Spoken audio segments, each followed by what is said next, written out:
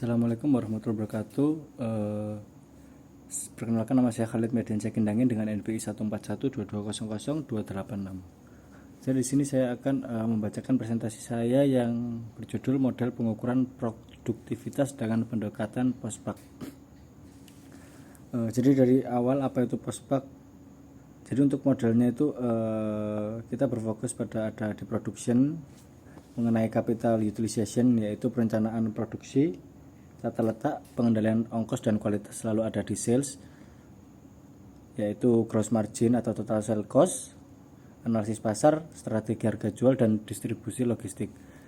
Lalu lalu ada labor yaitu dari gross margin atau total wage, pendidikan, sistem kerja, gaji, motivasi dan lingkungan kerja. Lalu ada di organization yaitu add value atau cost of administration, strategi. Lalu ada pengembangan organisasi dan rasionalisasi administrasi. Lalu di produk ada gross margin atau direct product cost, perencanaan dan pengembangan produk dan tanggapan pemakai. Lalu ada di capital yaitu turnover atau total capital employed, pengendalian persediaan, manajemen keuangan dan analisis investasi. Jadi untuk rumus perhitungan model POSPAK yaitu menggunakan dua jenis rumus utama untuk menghitung produktivitas parsial per aspek, yaitu ada rasio produktivitas dan indeks produktivitas. Yang pertama itu output dibagi input untuk masing-masing aspek, jadi mengukur efisiensi langsung penggunaan sumber daya. Lalu yang kedua, membandingkan rasio periode saat ini dengan periode dasar atau pertama, lalu dinyatakan dalam bentuk persentase. Jadi dalam data keuangan 16 bulan yang dianalisis berdasarkan 6 aspek ya, seperti ini: dari produksi, organisasi, penjualan, produk, tenaga kerja, dan modal.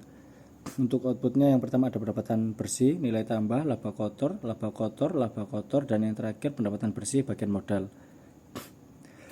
Lalu untuk kita ke rasio tertingginya dari produksi hingga modal, itu masing-masing bulan udah tercatat rasio tertingginya mulai dari Juni untuk produksi, organisasi di bulan November dan seterusnya. Juga di rasio terendah itu kita hitung langsung per bulan, untuk produksi di bulan Maret, untuk organisasi terendahnya di bulan Maret dan seterusnya, hingga modal rasio terendahnya itu 0,70 di bulan Januari. Lalu untuk IP per aspeknya, jadi dihitung untuk dengan membandingkan setiap bulan terhadap rasio periode dasar atau awal. Jadi untuk nilai ringkasan tertingginya itu sebagai berikut ya. Jadi untuk yang indeks produktivitas tertingginya itu 149, terendahnya itu 95 di bulan Maret. Lalu IP penjualan tertinggi itu 146, terendah di 94 pada bulan Februari. Lalu IP tenaga kerja tertinggi di 294, terendahnya ada di 52 pada bulan Juni. Lalu ada organisasi, tertingginya itu di 107, terendahnya itu di bulan dengan angka 51.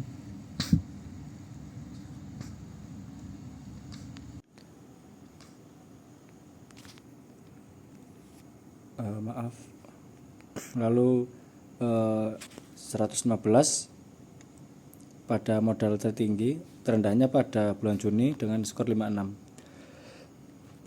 Lalu untuk rata-rata indeks produktivitas keseluruhan aspek, jadi rata-rata IP keseluruhan aspek menunjukkan peringkat produktivitas PT XYZ penjualan memimpin dengan 1,18, dengan organisasi itu di posisi terendah yaitu 0,75, dan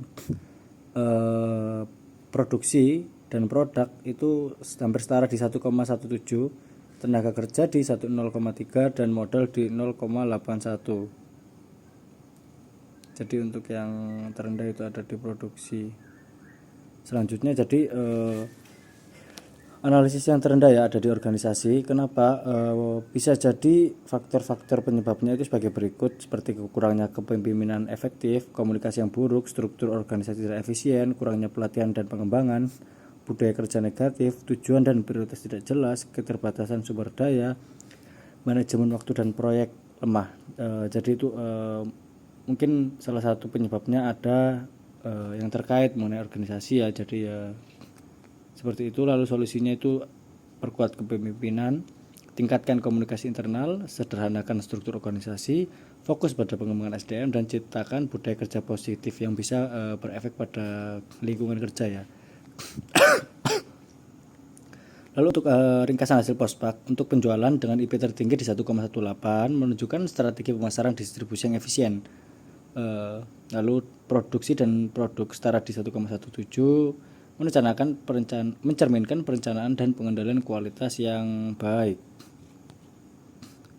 Jadi rekomendasi perbaikan dari kami adalah di organisasi dan modal yang termasuk paling bawah tadi ya. Jadi untuk di kepemimpinan ada perkuat struktur kepemimpinan dan manajerial perusahaan. Di komunikasi kita dapat memperbaiki alur komunikasi internal dan antar divisi dan tingkat manajemen. Di birokrasi kita dapat menyederhanakan proses administrasi dan struktur birokrasi. Di SDM kita dapat berinvestasi untuk melakukan pelatihan dan pengembangan pegawai. Dan di modal kita dapat melakukan evaluasi untuk pemanfaatan modal agar kita dapat lebih efisiensi dalam menjalankan investasi. Jadi untuk kesimpulannya, dengan analisis Pospak itu ya, kita dapat dengan berkala menyusun strategi peningkatan produktivitas yang lebih terstruktur berbasis data. Jadi dengan data-data tersebut kita dapat menganalisis apa yang kurang dari setiap aspek, terutama yang kita dapat tadi ada di organisasi. Terima kasih. Wassalamualaikum warahmatullahi wabarakatuh.